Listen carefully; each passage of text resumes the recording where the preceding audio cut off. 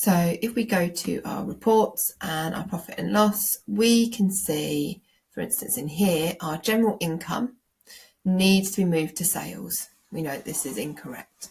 So if we go to the accountant and we go to our bulk update, we need to move general income from July into the sales.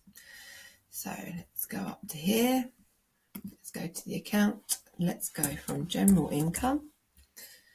Let's go to July.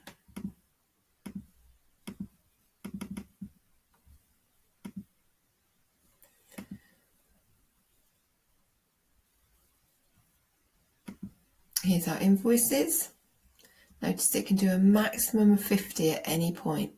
So here's our 23 invoices. We're going to change them all. And instead of going to general income, we want them to go to sales.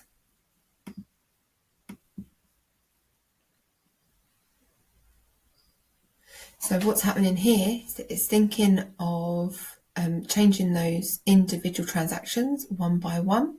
And when we hop onto the profit and loss, we'll be able to see that amend. Okay, so this is now marked as completed. So we go back to our reports and back to our profit and loss. We can see that the general income is now 0 and that sales has been successfully changed.